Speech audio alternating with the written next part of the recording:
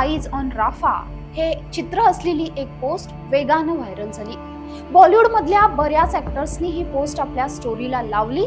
बॉलिवूड प्रमाणे हॉलिवूड सेलिब्रिटीनी ही post share केली। विशेष करून इंस्टाग्राम या सोशल मीडिया प्लॅटफॉर्मवरून गेल्या 24 तासात या संदर्भात 300 कोटीहून अधिक पोस्ट शेअर करण्यात आल्या। काहीच वेळात ही मोहीम झाली।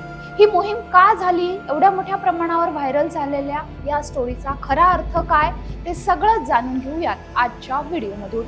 नमस्कार, मी भाग्यश्री आणि आपण पाहत आहात बखर लाईव्ह।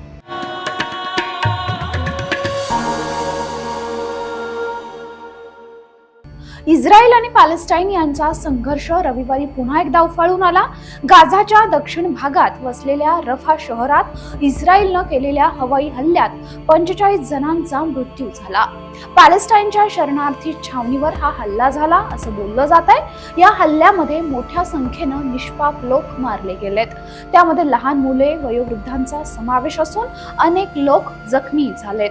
मात्र आम्ही जे या हल्ल्यांमध्ये 2 बॉम्ब वापरले ते आकाराने अतिशय छोटे होते, त्यामुळे एवढा मोठा स्फोट त्या बॉम्बमुळे होऊ शकत नाही असं मत इस्रायल सैन्याचे प्रवक्ते रियर ॲडमिरल डॅनिमन हगारी यांनी म्हटलंय। अल जझीरा या वृत्तसंस्थेनं दिलेल्या माहितीनुसार रफा शहराच्या वायव्येकडील ताल अल सुलतान हा भाग सुरक्षित क्षेत्र म्हणून घोषित करण्यात आला होता।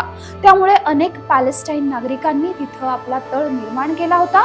मात्र या ठिकाणी 8 इस्रायल क्षेपणास्त्राच्या हल्ल्यामुळे हाहाकार उडाला आणि याच पार्श्वभूमीवर सोमवारी एक फोटो आणि ऑल आईज ऑन रफा असा फोटो व्हायरल झाला। या फोटोमध्ये एक भला मोठा वाळवंटी भाग दिसतो। त्या भागात खूप मोठे तंबू दिसतात। ते तंबू म्हणजे शरणार्थ्यांच्या छावण्या। त्या तंबूची विशिष्ट पद्धतीनं मांडणी करून ऑल आईज ऑन रफा हे वाक्य साकारण्यात आलं।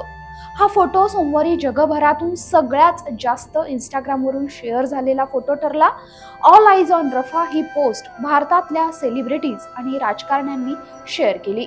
यामध्ये करीना कपूर, आलिया भट, सोनम कपूर, स्वरा भास्कर, रिचा चड्डा, क्रिकेटर रोहित शर्माची बायको रितिका सहदेज यांच्यासह अनेकांनी ही पोस्ट शेअर केली आणि #ऑल आईज ऑन रफा असं म्हणत ही पोस्ट या सगळ्याच सेलिब्रिटीजनी शेअर केली।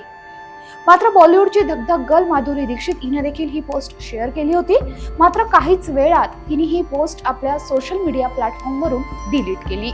खरं तर ऑल आईज ऑन रफा हे वाक्य सगळ्यात आधी WHO चे संचालक पेपरकॉन यांनी फेब्रुवारीमध्ये वापरलं होतं। फेब्रुवारीमध्ये इस्रायली पंतप्रधानांनी रफावर केलेल्या हल्ल्याचा निषेध म्हणून पेपरकॉन यांनी हे वाक्य वापरलं होतं। हे वाक्य आता जगभरात पोहोचलंय। हा व्हिडिओ जर आवडला असेल तर लाईक करा, शेअर करा, आमच्या चॅनलला सबस्क्राईब करा। तुमच्या प्रतिक्रिया आमच्यासाठी महत्त्वाच्या आहेत, त्यामुळे कमेंट नक्की करा। धन्यवाद।